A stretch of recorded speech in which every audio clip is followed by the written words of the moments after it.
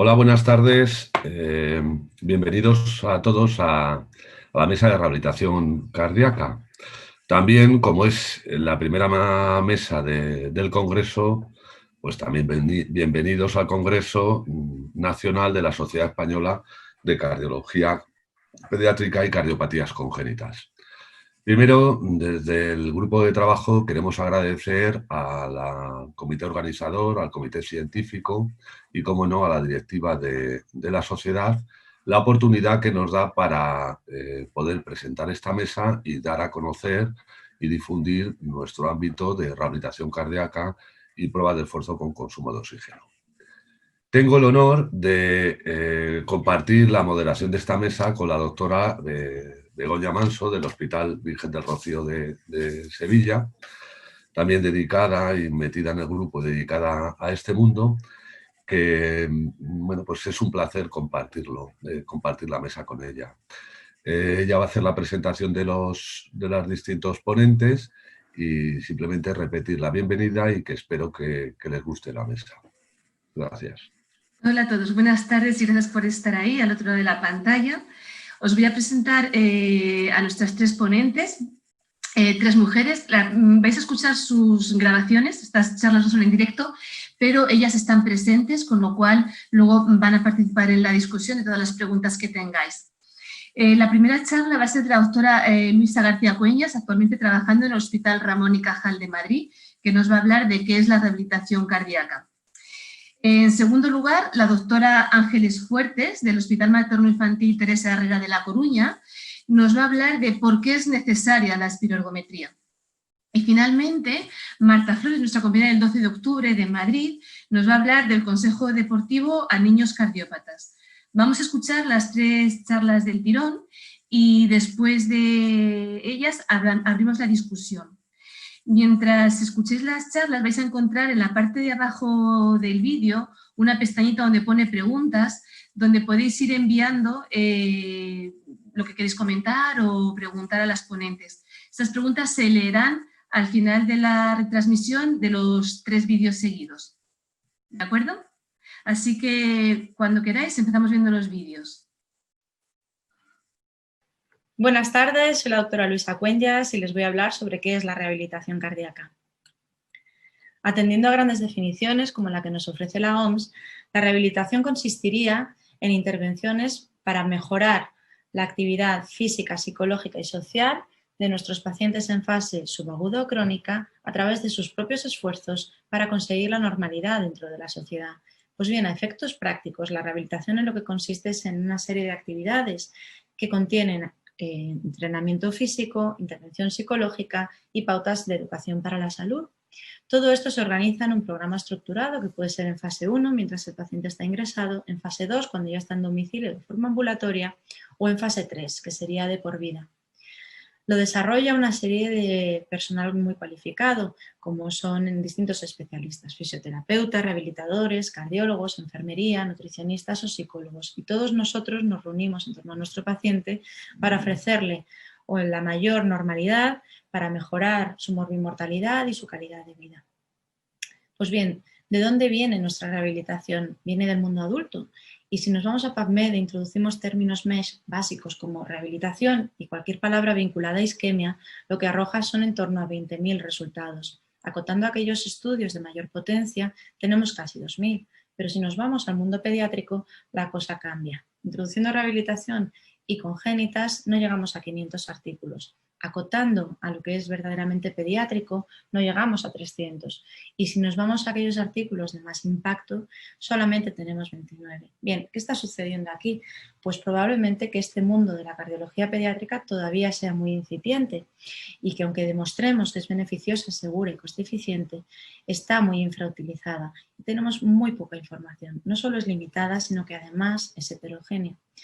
Pero bueno, ¿merece la pena hacer rehabilitación? La verdad es que sí, porque nuestros pacientes reúnen una serie de problemas y características propios. Son niños que están sometidos a intervenciones quirúrgicas o a cateterismos, que conllevan mortalidad, aunque actualmente este punto parece estar más o menos superado porque la inmensa mayoría sobreviven, y morbilidad, porque estos supervivientes se convierten, al hacerlo, en una población crónica, subsidiaria de nuevas reintervenciones y, desde luego, susceptible de secuelas derivadas de su enfermedad y de la evolución. Sobre estos factores poco podemos actuar, sin embargo, hay otra serie de condicionantes, como son las restricciones impuestas, la sobreprotección del ambiente de nuestros niños o pautas y recomendaciones para la práctica deportiva que a veces son difíciles, que al tener este desconocimiento no podemos mejorar sus factores de riesgo cardiovascular y no podemos ofrecerles una buena calidad de vida.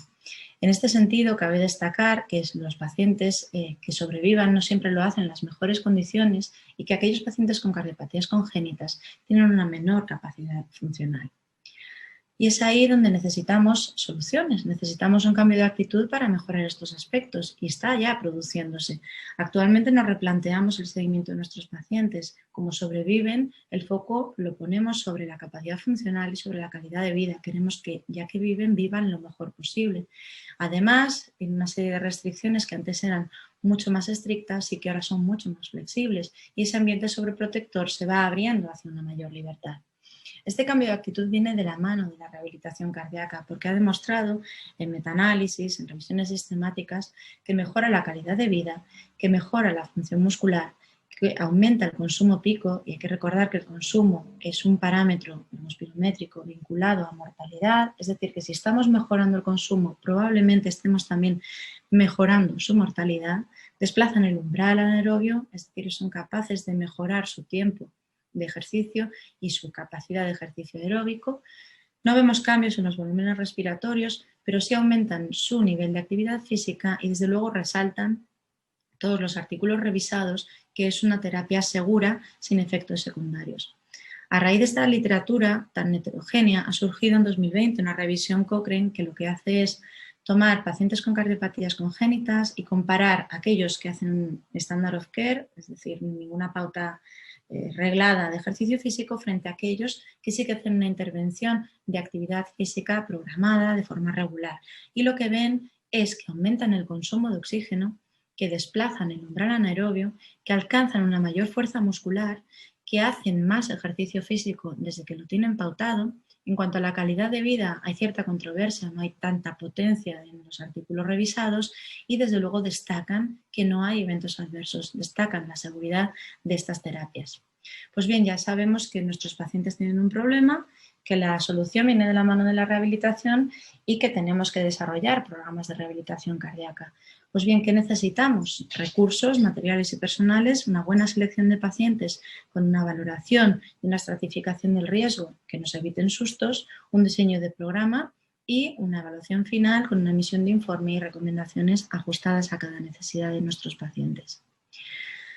En cuanto al personal, decíamos que debe ser un personal multidisciplinar, centrado en el paciente y que tenga conocimiento del mundo cardiológico, de las cardiopatías congénitas idealmente, y, desde luego, conocimientos sobre pautas de reanimación cardiopulmonar.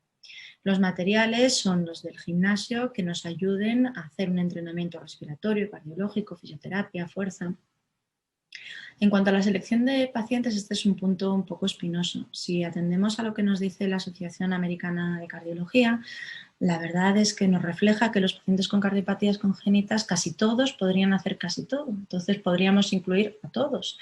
Y profundizando un poco más en esta revisión sistemática, vemos que efectivamente que los programas que se están desarrollando hoy en día abarcan un amplio abanico de cardiopatías congénitas, de tipos de pacientes con distintas fases en cuanto a edad y a gravedad, y que la verdad es que la mayoría mejoran con programas de rehabilitación.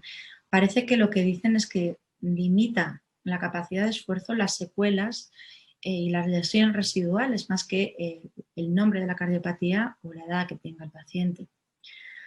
Es, por tanto, que casi cualquier cardiopatía congénita, por no decir todas, serían subsidiarias de rehabilitación cardíaca y fundamentalmente se beneficiarían aquellas que tuvieran una moderada o alta complejidad. No debemos ser imprudentes y, por tanto, tenemos que tener claro también aquellos pacientes que no deberían hacer un programa de rehabilitación cardíaca. Por supuesto, hay que individualizar cada caso, pero aquellos que que estén viviendo en una situación inestable desde el punto de vista clínico, eléctrico, hemodinámico, pues no son buenos candidatos. También si tienen comorbilidades o discapacidades que les impidan desarrollar el programa, pues no podrían entrar.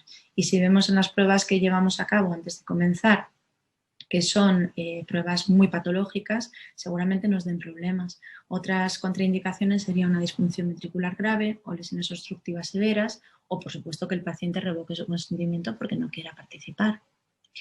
Pues bien, en este esquema general lo que quiero mostrar es cómo se desarrolla un programa de rehabilitación. Empezaríamos, como hemos dicho, seleccionando los casos, evaluación por distintos especialistas en todos los campos, solicitud de pruebas complementarias y revisión de historia clínica, y nos haríamos una idea de cuál es el riesgo que conllevan nuestros pacientes. En cuanto a pruebas complementarias, haríamos una evaluación nutricional, una valoración de fuerza. Desde el punto de vista cardiológico, cobra especial importancia la ergospirometría, porque es capaz de establecer de forma objetiva cuál es la capacidad funcional, de establecer de forma objetiva cuáles son los cambios antes y después de la intervención y de establecer buenas pautas deportivas para el seguimiento de estos pacientes en un futuro. El test de 6 minutos marcha es muy rentable porque es poco laborioso y muy agradecido, y por supuesto haremos eco y electro. Se puede complementar con otras pruebas si se necesitan. Desde el punto de vista respiratorio haremos PIN y PEM, que son presiones inspiratorias máximas y expiratoria máxima. Haríamos una espirometría forzada y los test psicológicos para evaluar fundamentalmente calidad de vida, ansiedad y depresión. Todo parece muy sencillo porque los pilares de la rehabilitación están muy bien establecidos. Como ya hemos comentado, son el ejercicio, la educación y la intervención psicológica. Sin embargo, a la hora de llevarlo a cabo en cardiología pediátrica, en 2020 no existen ni guías ni consenso que nos diga cuáles son las mejores pautas ni cómo hacerlo. Es por eso que la mayor parte de centros realizan sus propios protocolos auspiciados pues, en la literatura, en su experiencia y en el sentido común. Si nos vamos a ver dónde estamos haciendo rehabilitación, pues en el mundo, la verdad es que los centros más publicadores son los de Norteamérica y toda Europa. Y en España tenemos una serie de unidades emergentes que comenzaron en Madrid y poco a poco se han ido distribuyendo por toda la geografía, en las cuales pues cada centro desarrollamos programas de rehabilitación que entendemos que son los mejores para nuestros pacientes. Para ponerlos en común, homogeneizar y conocer mejor lo que le ocurre a nuestros pacientes, hemos creado el grupo de trabajo de ergospirometría y rehabilitación cardíaca dentro del seno de nuestra sociedad, y así conseguiremos hacer las cosas lo mejor posible. En la charla que les estoy ofreciendo pues se fundamenta en uno de los protocolos que hemos conseguido publicar sobre cómo hacer rehabilitación en chicos con cardiopatías congénitas. Pues bien, parte de esta rehabilitación, además de la nutrición y además del aspecto psicológico, es el entrenamiento físico. Siguiendo las recomendaciones del Colegio Americano de Medicina del Deporte, el acrónimo FIT nos es muy útil. La frecuencia, todo el mundo está de acuerdo en que debe ser 2 o 3 sesiones por semana, con una intensidad que actualmente intentamos que sea lo más fisiológica, es decir, que se fundamente en la frecuencia entre el primer y el segundo umbral, empezando en frecuencias en torno al primer umbral para ir avanzando progresivamente con el ejercicio hasta llegar al segundo umbral. En caso de no tener una ergospirometría, podríamos usar la frecuencia pico. El tiempo sería de entrenamiento en torno a 1 hora, con una duración mínima de 8 semanas y inicialmente llegando a los 3 meses con una buena adherencia. Y el tipo de ejercicio debe ser en su mayoría aeróbico, acompañado de fuerza, de entrenamiento de musculatura inspiratoria, y ya veremos en interválico si se puede llevar a cabo, y debería ser de moderada intensidad. Los niños no dejan de ser niños y tienen una serie de recursos metabólicos que les impiden hacer cualquier tipo de entrenamiento en cualquier momento de su vida. De hecho, por debajo de los 12-13 años, el entrenamiento anaeróbico no tiene sentido porque no tienen los recursos metabólicos para desarrollarlo. Y además necesitan un altísimo grado de motivación para que no se aburran, porque es 1 hora entera haciendo ejercicio. Y por lo tanto, pues tenemos que ayudarlos con juegos, con premios, con bailes, con música, con lo que se nos ocurra. Así que una sesión de entrenamiento, aparte de estar monitorizada y supervisada, al menos inicialmente, en un circuito de emergencia, como comentábamos, estaría estructurada con un breve calentamiento, seguido de ejercicios respiratorios, aeróbico, fuerza y un enfriamiento. Hacemos constantes antes y después del entrenamiento y les instruimos en el manejo de la escala de Borg para que ellos sepan interpretar lo que les sucede.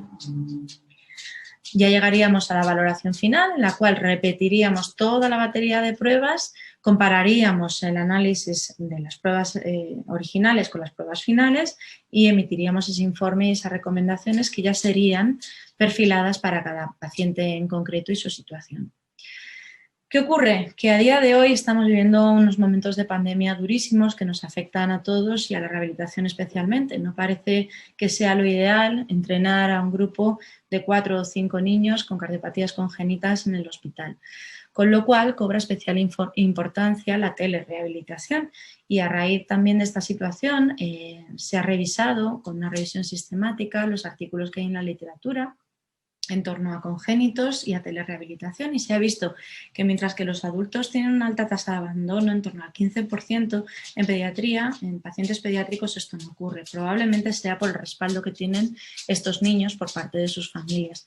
Otra vez inciden en que no encuentran nada que nos ofrezca eventos adversos, es decir, que es una terapia segura, además es factible y es útil. Y ya para finalizar, a modo de conclusión, pues recordar que la rehabilitación es ejercicio físico, intervención psicológica y educación para la salud. Es útil porque mejora la calidad de vida, la capacidad funcional y la morbimortalidad. A pesar de todos estos beneficios, está infrautilizada, incluso se ha demostrado que es coste efectiva, que debemos hacerla individualizada, como un traje a medida de cada uno de nuestros pacientes y su patología y su situación clínica personal. Y la meta siempre debe ser normalizar en la medida de lo posible la vida de nuestros pacientes. Nos ayuda también a perfilar recomendaciones deportivas, ayuda a través de la educación a promover hábitos saludables, a aportar conocimiento sobre la enfermedad, incidiendo en edades pediátricas e incidiendo también siempre de la mano de las familias, es decir, haciendo una buena prevención secundaria. Que nuestro reto es que lo trasladen a su vida a futuro en la fase 3 y que la telerehabilitación, especialmente en momentos de pandemia, es especialmente útil. Muchas gracias. Buenas tardes a todos. En primer lugar, quería agradecer por un lado a la sociedad y por otro al comité organizador del Congreso el que me haya invitado a dar esta charla con el título de ¿Por qué es necesaria la ergospirometría? Los pacientes con cardiopatías congénitas tienen una disminución de la capacidad funcional. Además, asocian mayor morbimortalidad que los sujetos sanos de la misma edad cuando los comparamos y presentan una percepción distorsionada de sus limitaciones, es decir, existe una mala correlación entre la autopercepción, o sea, cómo se ven ellos, que nosotros lo valoramos mediante test de calidad de vida, y la capacidad funcional real que realmente presentan, que nosotros es lo que objetivamos con la ergospirometría. Normalmente los niños con cardiopatías congénitas y los adultos jóvenes tienden a sobreestimar esta capacidad funcional, es decir, piensan que están mejor de lo que realmente están. La disminución de la capacidad funcional depende de múltiples variables, pero principalmente depende del tipo de cardiopatía congénita de base. También va a depender de la edad, el sexo también va a influir en la capacidad funcional. En general, las mujeres tienen cifras de consumo de oxígeno inferiores a los hombres. El índice de masa corporal también van a influir las secuelas, las lesiones hemodinámicas que puedan tener y la presencia o no de cianosis. La capacidad funcional se mide mediante el consumo de oxígeno máximo y se ha visto en una gran cohorte de pacientes adultos jóvenes con cardiopatías congénitas que cuanto mayor complejidad de la cardiopatía, más afectadas estarán las cifras de consumo de oxígeno máximo, es decir, a mayor complejidad de la cardiopatía, menor consumo de oxígeno máximo, o sea, más descenso de la capacidad funcional. Esto se ha demostrado también por fin en niños, lo estudió Amedro y coincide con lo que se había reportado previamente para adultos jóvenes. Mayor complejidad de la cardiopatía, mayor descenso de la capacidad funcional. Existen unas indicaciones claras de cuándo y por qué hacer ergospirometría en los pacientes con cardiopatías congénitas. Nos va a ayudar a evaluar la capacidad funcional, la capacidad física de estos individuos. Nos va a ayudar a evaluar las causas de los síntomas que puedan aparecer relacionados con el ejercicio, por ejemplo, para estudiar una intolerancia al esfuerzo o para estudiar una disnea, que puede ser pues, de origen cardiológico o de origen pulmonar, y nos va a ayudar la ergospirometría. Nos va a ayudar para hacer una adecuada estratificación del riesgo y una estratificación pronóstica. Es útil también para determinar la necesidad de tratamiento médico, valorar intervenciones quirúrgicas, percutáneas o incluso para sentar la indicación del trasplante cardíaco. Una vez aplicadas estas alternativas terapéuticas, podemos hacer una ergospirometría y reevaluar los resultados de nuestros pacientes, a ver si han mejorado o no con estas alternativas por las que hemos optado. Y un uso cada vez más en auge es la estimación de la probabilidad de morbimortalidad perioperatoria y la evaluación del riesgo preoperatorio, no solo ya en pacientes que vayan a ser intervenidos de una cirugía cardíaca, sino también se ha visto eso y lo utilizan sobre todo grupos de anestesistas para la evaluación de riesgo preoperatorio en cirugías abdominales, urológicas, vasculares. Y, por supuesto, uso de ergospirometría para hacer una adecuada recomendación sobre actividad física y para diseñar un programa de rehabilitación cardíaca individualizado.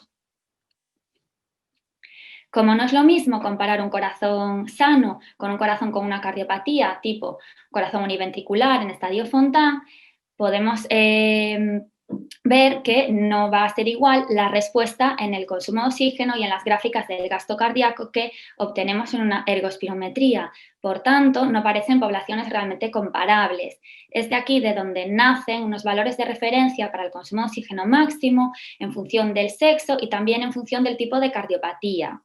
Además, existen también valores de referencia para el VE/VC2 slope y para el tiempo de ejercicio, estimado también en función del sexo y en función del tipo de cardiopatía. Nosotros deberemos usar valores de referencia para nuestros pacientes con cardiopatías congénitas y no compararlos con los sujetos sanos.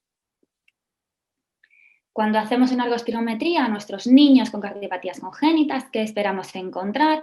Bueno, pues una alteración de varios de los parámetros de la ergospirometría.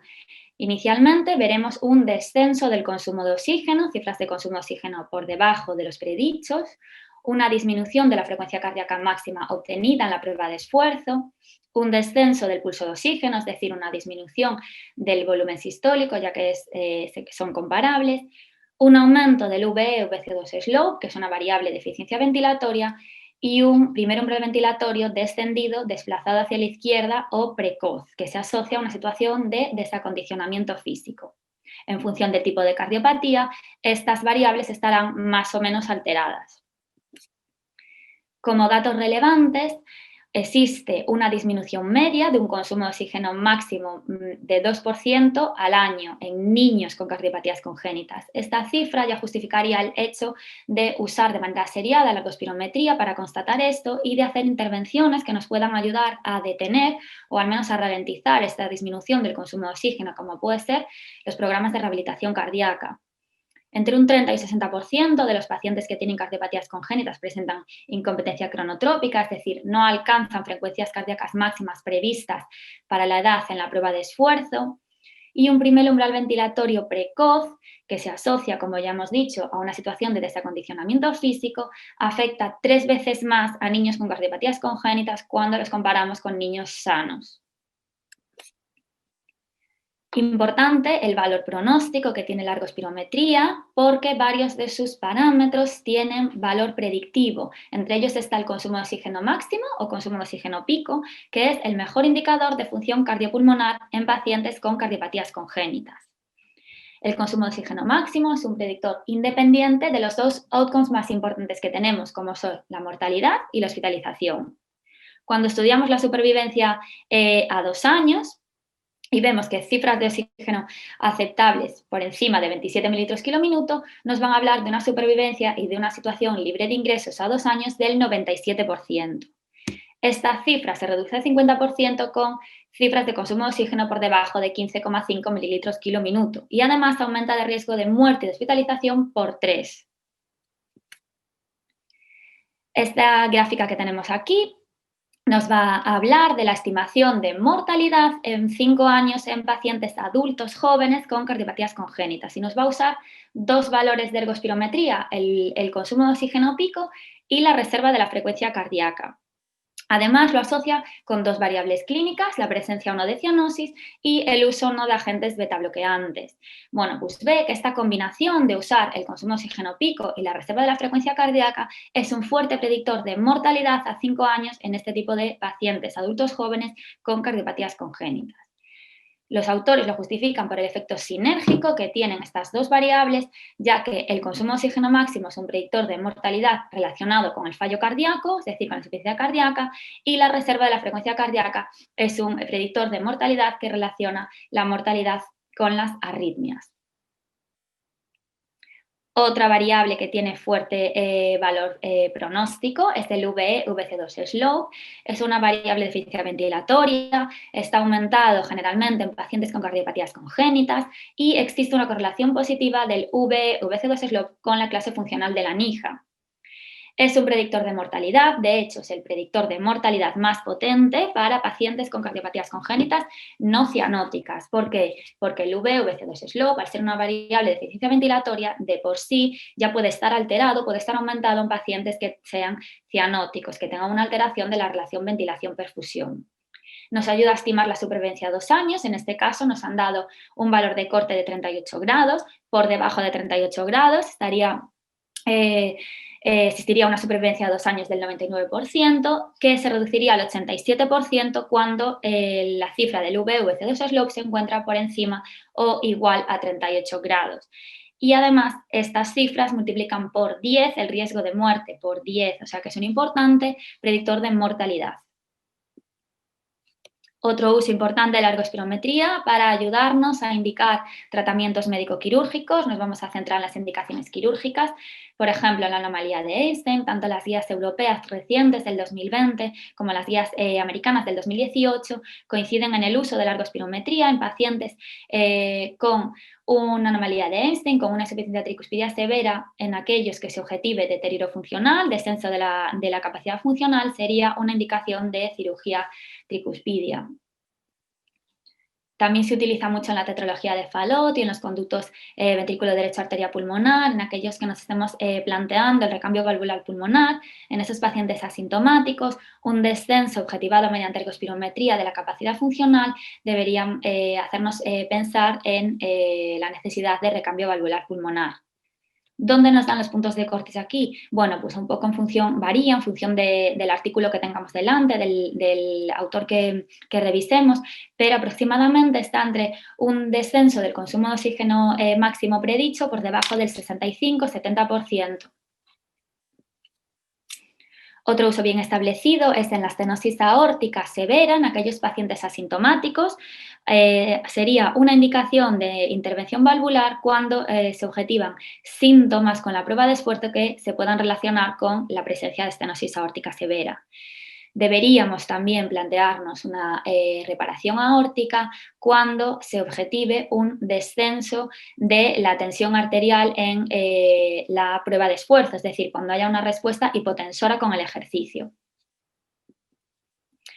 Este uso de la ergospirometría para desenmascarar síntomas se ha extrapolado también a la estenosis supravalvular aórtica y a la estenosis subaórtica y también nos puede ayudar a asentar indicaciones quirúrgicas. Por supuesto, para indicar trasplante cardíaco, nos basamos en las indicaciones de trasplante cardíaco en población pediátrica, publicadas por Canter en 2007, donde nos dice con un nivel de evidencia 1C que un consumo de oxígeno por debajo del 50% del predicho es una indicación de trasplante cardíaco en población pediátrica. Pero además nos puede ayudar o aconsejar sobre lo que no debemos hacer. Por ejemplo, en casos de shunts intracardíacos, de cortocircuitos intracardíacos, como puede ser la CIA, CIV, canal auriculoventricular o ductus, en aquellos pacientes en los que podamos dudar del cierre porque sospechemos que tengan presiones pulmonares elevadas y todavía no tengamos los datos hemodinámicos, pues al haber presenciado una desaturación con el ejercicio en una prueba de esfuerzo, nos contraindicaría o no nos recomendaría el cierre de estos defectos. Como ya hemos dicho, esencial para hacer unas recomendaciones adecuadas sobre el ejercicio, bien ejercicio recreacional, bien ejercicio a nivel competitivo, y lo que nos va a ayudar es en la parte de la prescripción del entrenamiento aeróbico. Todas las guías que se basan en cardiopatías congénitas, en la prescripción de entrenamiento aeróbico en cardiopatías congénitas, nos van a decir que lo hagamos mediante el acrónimo FIT, donde la I es la intensidad que tanto las guías como la OMS nos recomienda que en pacientes con cardiopatías congénitas se encuentre entre el rango de moderado vigoroso. Eso va a corresponder a unas cifras de consumo de oxígeno máximo que se encuentran entre el 40 y el 85% del consumo máximo predicho. que a su vez se relaciona con un porcentaje de frecuencia cardíaca máxima, que más o menos se encuentra entre el rango entre el primer umbral ventilatorio y el segundo umbral ventilatorio que obtenemos en la ergospirometría. Por tanto, pautaremos una frecuencia cardíaca de entrenamiento a mitad de camino entre la frecuencia cardíaca en el primer umbral y la frecuencia cardíaca en el segundo umbral. Por tanto, respondiendo a la pregunta de por qué es necesaria la ergospirometría, bien, pues la prueba de esfuerzo con consumo de oxígeno limitado por síntomas, es decir, la prueba de esfuerzo máxima, es una herramienta esencial en el seguimiento de pacientes con cardiopatías, porque es importante conocer de manera objetiva la condición física real, ya que, como hemos dicho, estos niños, estos adultos jóvenes tienden a sobreestimar su condición física. Varias de las variables de los parámetros de ergospirometría tienen valor predictivo, por tanto, la ergospirometría es un importante marcador pronóstico reconocido, nos va a ayudar a estratificar el riesgo en nuestros pacientes. Es útil para identificar los mecanismos patológicos del defecto, por tanto, es útil en el diagnóstico y en el seguimiento. Nos va a ayudar también a establecer indicación quirúrgica, por tanto, nos va a ayudar a tomar decisiones. Y es esencial para hacer unas adecuadas recomendaciones individualizadas del ejercicio, bien a nivel recreacional, bien a nivel competitivo, y para diseñar un programa individualizado de rehabilitación cardíaca. Muchas gracias por su atención.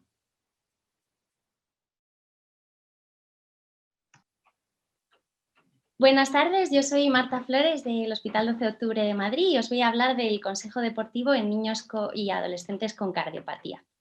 Bueno, autorizo la grabación y divulgación de mi presentación.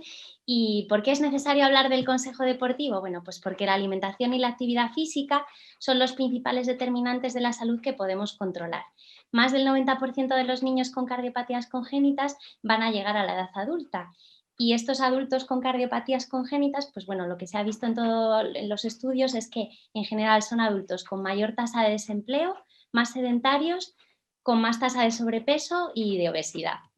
Por eso es muy importante que la asistencia sanitaria vaya dirigida a la prevención, ¿vale? Que nos enfoquemos un poco a intentar reducir la morbilidad, mejorar la calidad de vida, limitar la necesidad futura de recursos y, bueno, en definitiva, pues ayudar a que sean unos adultos sanos e integrados en la sociedad. Cuando hablamos de, pues eso, del control de factores de riesgo cardiovascular, pues es fundamental hablar de la actividad física y del deporte. La actividad física pues, ha demostrado reducir la mortalidad cardiovascular y es un componente pues, prioritario en el desarrollo del niño y del adolescente. Tiene beneficios además de físicos, como pueden ser sociales o psicológicos, y por eso pues, es importante que lo tengamos en cuenta.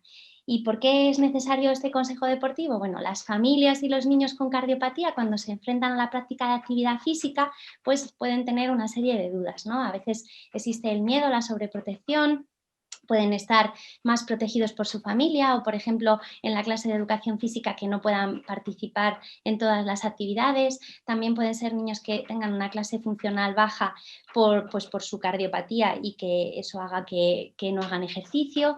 Niños que quieran apuntarse a actividades extraescolares o que ya estén apuntados y participen en algún tipo de deporte de competición. Entonces son muchas las dudas a las que se puede enfrentar un niño o una familia de un niño con cardiopatía.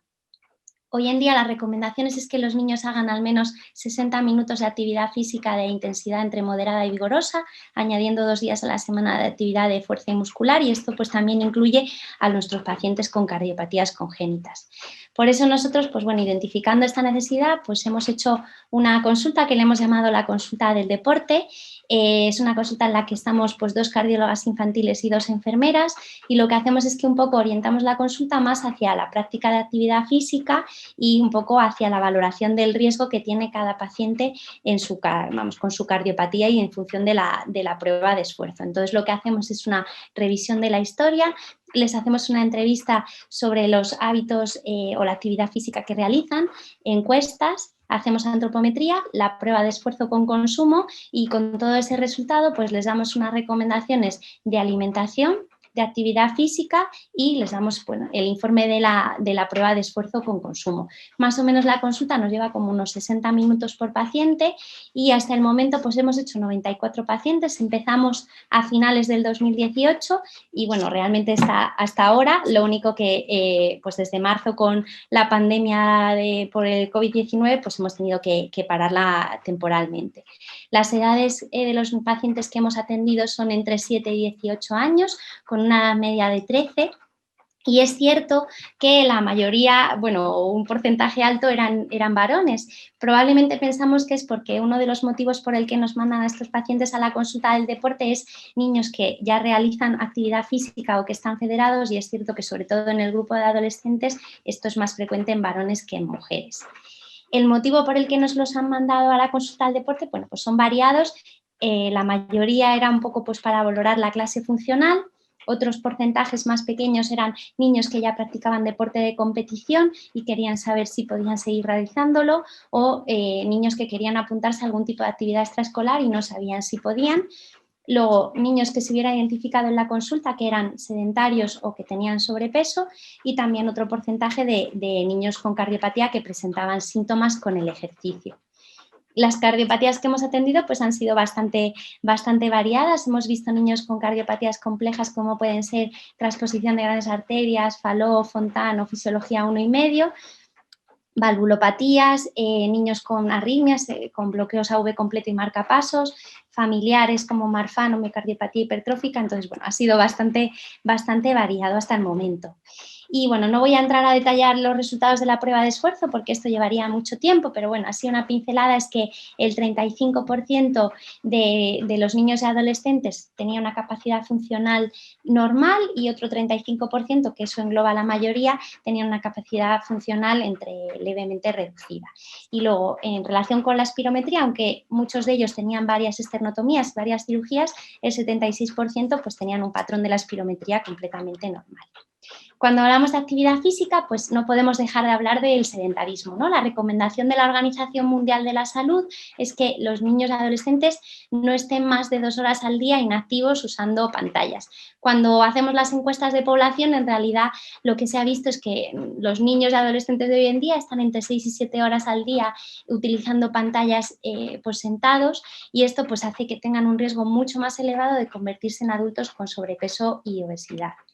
Entonces, nosotras con la consulta del deporte, pues lo que queremos un poco es conseguir que no pase como en esta viñeta, ¿no? Que los niños y adolescentes salgan a la calle y estén sentados utilizando pantallas todo el tiempo, sino que realmente pues practiquen actividad física.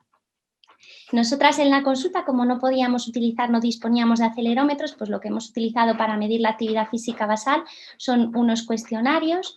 Hemos utilizado el PAC-C para niños y el PAC-A para adolescentes, y el resultado que hemos tenido hasta el momento es que de los niños, o sea, de los menores de 12 años, pues sí que el 95% practicaban una actividad física que se puede considerar de un nivel moderado de frecuencia, mientras que en los adolescentes pues esta cifra baja bastante y ya solo el 57% lo practica un nivel de actividad física basal moderado.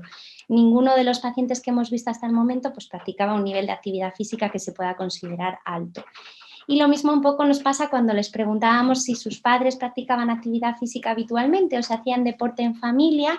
El 60% de los niños nos contestaban que no. Y esto pues es bastante indicativo, porque una de las cosas que se ha visto que mejor promueve y hace que la práctica de actividad física regular sea estable es el hacer deporte en grupo o con la familia, y el ver que en casa, ¿no?, la gente también pues está haciendo ejercicio.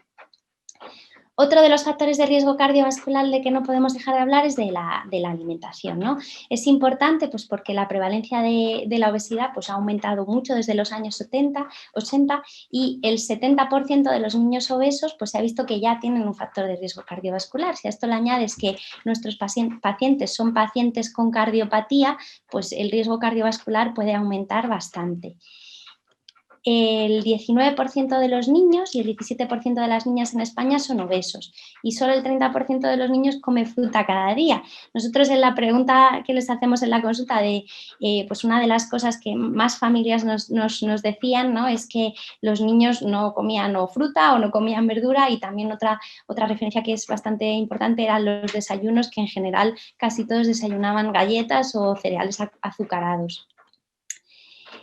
En la consulta del deporte hasta ahora lo que hemos visto es que el 67% de los niños que hemos analizado tenían sobrepeso, pero llama la atención que un cuarto de los pacientes pues tenían obesidad y sobrepeso. Por eso, pues en la consulta de deporte les hacemos también unas recomendaciones sobre en qué consiste una alimentación saludable, ¿no? Les damos una hoja escrita de pues, alimentos que deben limitar o evitar y alimentos que deben de favorecer. Y otro de los factores de riesgo cardiovascular del que también se debería de hablar es de los hábitos tóxicos, ¿no? Entonces, la tasa de fumadores en Europa ha aumentado, sobre todo en el grupo de mujeres y de adolescentes. El 21% de los niños de entre 10 y 12 años ya han probado el tabaco, y lo mismo pasa con el alcohol, que el 75% de los estudiantes de instituto pues, han consumido alcohol alguna vez.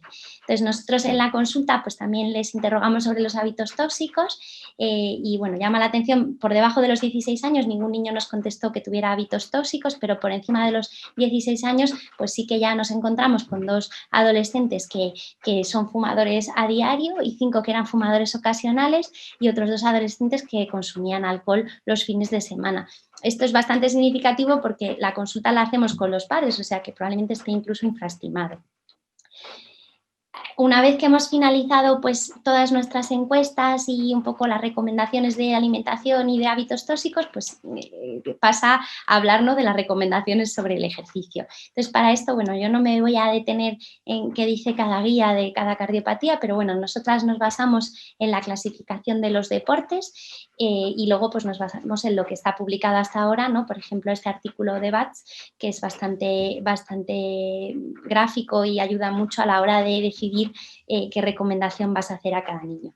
Luego está la clasificación de los deportes de Mitchell y luego guías que se van actualizando y que van saliendo y que se pueden consultar antes de que venga el paciente a la consulta del deporte, bueno, pues para llevar una idea de cuáles son los deportes que probablemente vaya a poder realizar sin ningún tipo de limitación. Hay consideraciones especiales como puede ser la anticoagulación o que tengan dilatación de la aorta o hipertensión pulmonar, que eso pues también se analiza, por eso hacemos una revisión de la historia.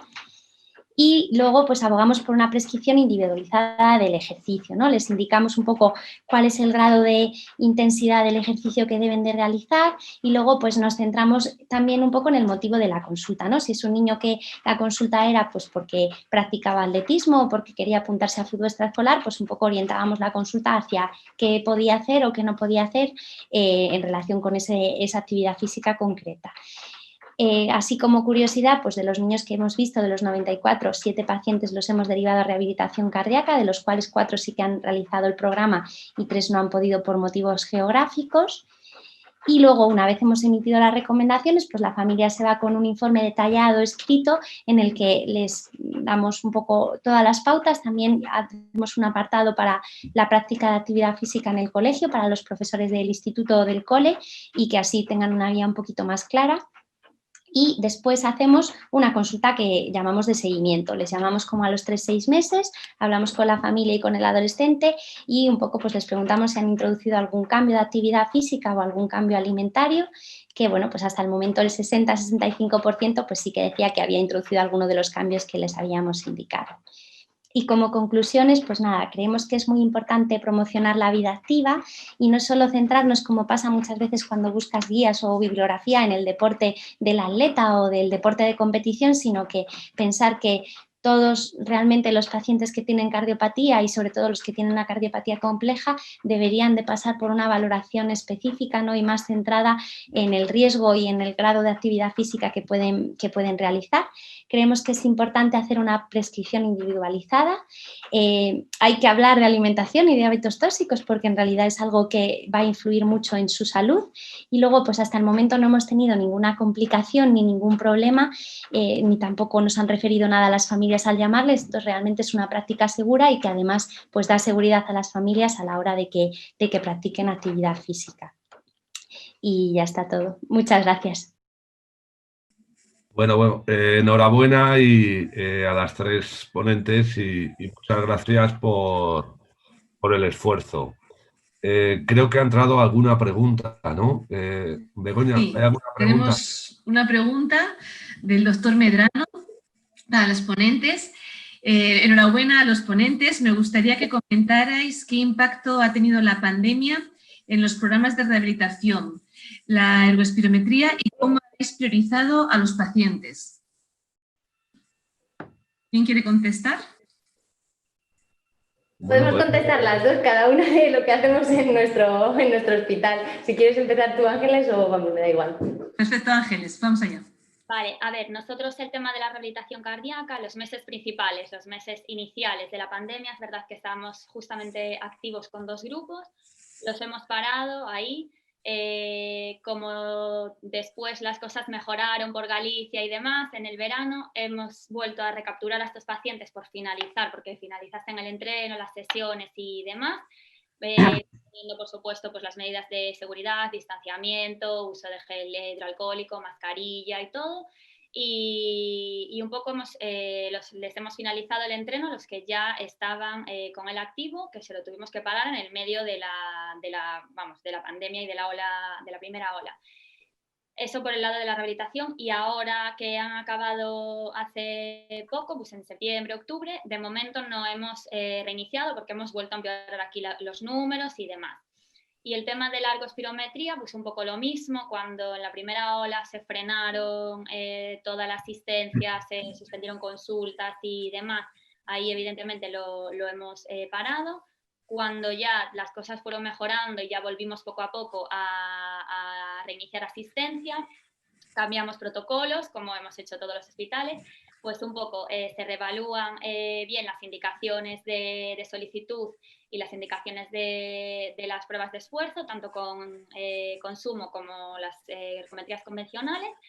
24 o 48 horas antes a los pacientes que se les va a hacer la prueba de esfuerzo se les deberían de tener hecha una PCR de coronavirus, pues por supuesto, si es positiva no la vendrían a hacer a no ser que fuera extremadamente necesaria, y si es negativa pues vendrían a hacerla, vienen con un único acompañante que se queda a una distancia importante del equipo que estamos ahí. Nosotros nos ponemos EPIs igual, aunque sepamos que el paciente tiene una PCR 24 o 48 horas antes negativa, y así un poco es como lo estamos haciendo, la verdad. No sé si es parecido, muy distinto a lo que hacéis vosotros, y por supuesto, bueno, con todo esto de que hay que desinfectar sala, abrir ventanas, limpiar todo el material, tal, hacemos menos números. O sea, en toda la mañana tenemos casi la mitad de lo que hacíamos antes por que ventile la sala, etcétera, etcétera. ¿Vale? O sea, que hemos reducido realmente también el número de pruebas. Sí, nosotros aquí también es muy parecido, vamos, tuvimos lo mismo que interrumpir el programa cuando la pandemia, la suerte que tuvimos es que ya casi estaban terminando, y de momento pues entonces no lo hemos reiniciado, porque es verdad que bueno, en Madrid tampoco ha estado la cosa como para volver a empezar la rehabilitación. Y lo que sí que, bueno, pues hemos estado el verano pues intentando ver si conseguíamos desarrollar pues algo así, pues algún tipo de programa telemático o algo, pero vamos, que de momento eso no lo hemos empezado. Y las pruebas de esfuerzo, pues muy parecido a lo que hacéis vosotros allí, Ángeles, sí que hemos tenido eso, que hacemos solo únicamente una prueba al día, realmente, todos los días, pero una prueba únicamente. Nosotros aquí no les estábamos pidiendo la PCR, pero sí que la hacemos con EPI, y igual revisábamos la indicación un poco y en función de eso decidimos si se hace o no se hace. O sea que sí que, hombre, la verdad que la pandemia ha cambiado mucho la actividad que hacemos de normal, la verdad, sí. Muy bien. Que pensaba que creo que es una alternativa al tema de los programas de telerehabilitación, ¿no? En adultos y en otros ámbitos se están desarrollando, ¿no? Y parece que, dadas las circunstancias y que, bueno, pues a pesar de la vacuna esto se puede prolongar, puede ser una buena alternativa, ¿eh? Una buena alternativa no solo para como sería el tratamiento, la fase 2, donde hacemos el entrenamiento, hacerlo en en casa, sino en la fase 3, ¿no? Para mantener esa adherencia que muchas veces es nuestro caballo de batalla, ¿no? Mientras están haciendo el programa de rehabilitación cardíaca en el hospital, estupendo, y lo hacen y están todos implicados, pero cuando termina el programa, pues el abandono es progresivo, ¿no? Bien es cierto que pues, está el deporte o ciertas formas de poderlos continuar o adherir a la actividad física y al deporte, ¿no?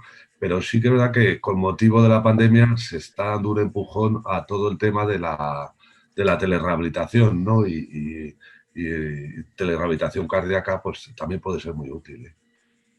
Sí, yo al hilo de lo que dices, Juan, de la telerehabilitación, es verdad que nosotros ya justamente antes del tema de pandemia ya habíamos presentado un proyecto para poder hacer telerehabilitación y bueno, pues vamos, el eterno deseo de todos los equipos que hacemos rehabilitación, un poco pues para poder llegar a aquellos pacientes que siempre se nos quedaban un poco más cojo el programa, que no podíamos llegar pues por el distanciamiento ¿no? geográfico, que no podían, era imposible que vinieran 2 veces a la semana al entreno. Entonces, antes ya de la pandemia habíamos ya presentado un proyecto que se aceptó y nos han dotado de sistemas de monitorización a distancia de unos dispositivos de la empresa Garmin, y también nosotros disponemos de un programa de telemonitorización también a distancia que aporta pues el programa informático que utiliza el Sergas, que se llama Telea, y un poco pues a raíz de ahora de la pandemia pues le hemos dado un empujón y estamos a puntito ya de empezarlo, o sea que bueno, pues ilusionados con muchas ganas y sí, eso vamos, el futuro para lo que dices tú, bien consolidar fase 3, que es siempre nuestro talón de Aquiles, o pues intentar llegar a aquellos pacientes que de forma presencial no podemos llegar. A mí me gustaría hablar con este tema de la telerehabilitación, ¿no? Que es lo que tenemos ahora, es si tal vez tenemos que cambiar los apoyos. O sea, nos hemos apoyado que la rehabilitación siempre en el hospital, con otros niños de su edad, que compartan sus experiencias, que se motiven con otros niños. Y si tal vez tenemos ahora que girar a la familia. O sea, realmente en esta vida casera, que estamos tratando de vivir por fuerza, estamos más girados hacia la familia. Igual ahora la motivación es el niño de otros 8 años que también tiene un falo, sino igual es mi padre o mi madre, que no están todo el día en el sofá, sino que hacen ejercicio, que desayunan pan con tomate en vez de magdalenas. O sea, todo este proceso educacional que hemos estado hablando, que es la rehabilitación, que no solo es hacer las flexiones o la carrera, sino también todo el contexto que habéis hablado de nutrición. ¿Hasta qué punto a que un niño coma no sé qué, haga no sé qué, si en el fondo quien va al súper es su madre, quien le prepara la comida es su madre, y luego la que gestiona el tiempo de cuánto puede ir a la calle o cuánto puede estar en casa es su madre? ¿No debería ser igual una rehabilitación o sea, en la, o sea, yo estoy de acuerdo con eso, que tiene que ser posiblemente telemática, pero dirigida más a la familia que al niño en exclusiva? Sí, vamos, yo estoy muy de acuerdo. Nosotras, vamos, es algo que hemos visto mucho cuando les preguntábamos si sus padres hacían deporte de manera regular y si hacían deporte en familia, es que es súper significativo el niño que la familia hace deporte. Normalmente suele hacer ejercicio y lo mismo con la alimentación, ¿no? Si en la familia llevan buenos hábitos de una alimentación sana, es mucho más fácil. Y sí, vamos, definitivamente la intervención tiene que ir también dirigida a toda la familia. Y lo que tú dices, que es verdad que ahora pues lo vemos todos en las consultas, que es cierto que los niños se relacionan quizá menos con otros niños, pues porque estamos todos más en nuestro núcleo burbuja familiar y claro, ahí cobra mucha importancia. Entonces sí, desde luego yo estoy muy de acuerdo con lo que dices de que hay que conseguir que los padres hagan ejercicio con sus hijos para que sea algo estable realmente en el tiempo. Como para sustituir las sesiones de hospital, o sea, una en lata, digo, grabar una clase con su calentamiento, un poco como nos hablaba Luisa, grabarla y trasladar un poco a los padres la responsabilidad de llevarla a cabo en los días que hemos quedado, 2 días en semana. ¿Eso lo veis factible? Yo creo que igual sí se puede. Factible. Sí. Es un poco lo que el proyecto, lo que vamos a hacer es un poco eso. Hemos grabado vídeos que deberían de seguir, deberían de conectarse. Hay programadas pues unas llamadas para verificar, intentar asegurar la adherencia, pues dudas que puedan surgir y demás. Y ahí, claro, tienes que hablar obviamente con padre o madre. No vas a hablar tampoco directamente con el niño, que bueno, que también quizás, también algunas sí, pero bueno. Quiere decir que el padre y la madre puede que ahora con la telerehabilitación tenga un poquito más de responsabilidad porque ya depende, me van a llamar, a ver, esto tiene que hacerlo, tenemos que volcar los datos a la plataforma, tenemos que tal. Entonces, sí, quizás la intervención puede que sea un poquito más global y implique un poquito más también pues, las ganas paternas, ¿no? O la implicación de los padres con el trabajo de sus hijos en este caso.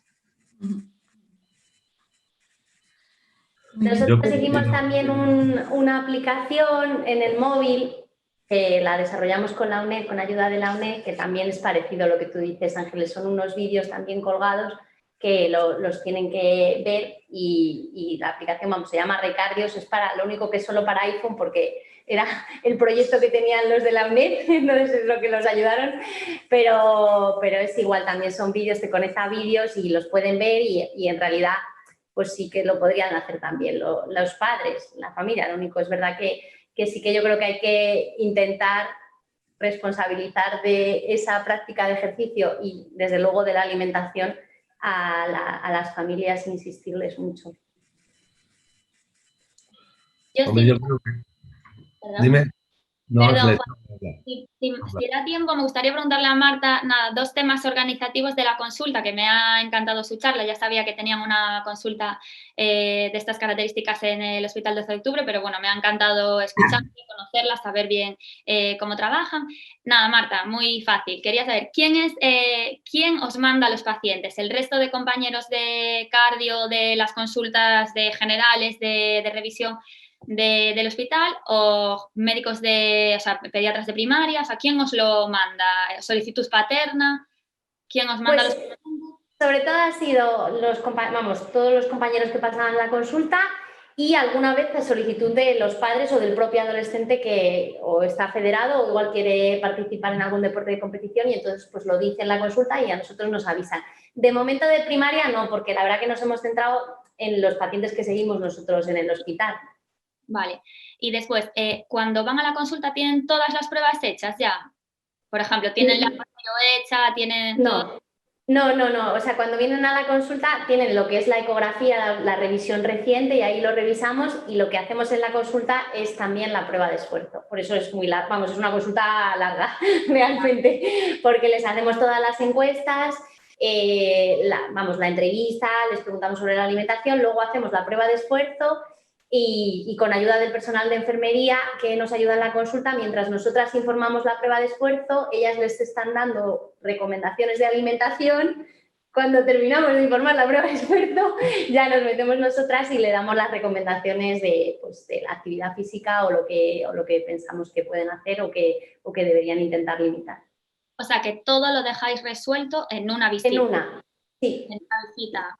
Sí, entonces solo hacemos, en cada consulta hacemos solo 2 niños, porque nos llega mucho. Y luego lo que hacemos son las llamadas, que eso no la habéis visto vosotros porque se ha cortado, pero la llamada, luego les hacemos una llamada de seguimiento que les llamamos para ver si han introducido o si han empezado a hacer ejercicio o no y que nos cuenten. Y eso es por teléfono, eso es consulta. Y esa consulta que no tiene, es una única consulta, único, no tenéis luego sucesivas, ¿no? Claro, luego ese niño vuelve a su consulta de cardiología general normal, eso es. Pero como tal consulta física no lo hemos hecho, lo que hemos hecho son consultas telefónicas. Después sí que les llamamos por teléfono. Y en las recomendaciones de ejercicio que le dais, ¿qué les dais? Por ejemplo, frecuencia cardíaca de entrenamiento, tipo de hacer, tiempo, ¿no? Y eso todo es, sí. ¿Es como en una ficha o es un informe? O sea, como... Claro, se lo damos en un informe y lo que luego también depende si, por ejemplo, era un niño que realmente manifestaba que quería apuntarse a tenis o a fútbol, pues lo orientamos el informe a ese ejercicio que él hace. O sea, si por ejemplo ya es un niño que está entrenando, pues ahí le ponemos cosas para el entrenamiento del fútbol o de lo que él quisiera hacer. Pero sí, en un informe se lo damos luego todo. Perfecto. Bueno, Juan. ¿Alguna pregunta más o queréis decir algo más? En el chat ya no hay nada. Vale, bueno, pues si queréis terminamos, claro, como no, agradeciendo a los ponentes, a ti especialmente, Begoña, también, el que hayas participado en la mesa. Cómo no, a nuestros compañeros de la sociedad, al comité organizador y científico. Creo que todos nos quedamos con las ganas de haber estado en Zaragoza, con lo cual, bueno, pues hemos podido hacer la charla del Congreso a través de estos medios, pero no es lo mismo que el directo y nada menos que estar en Zaragoza.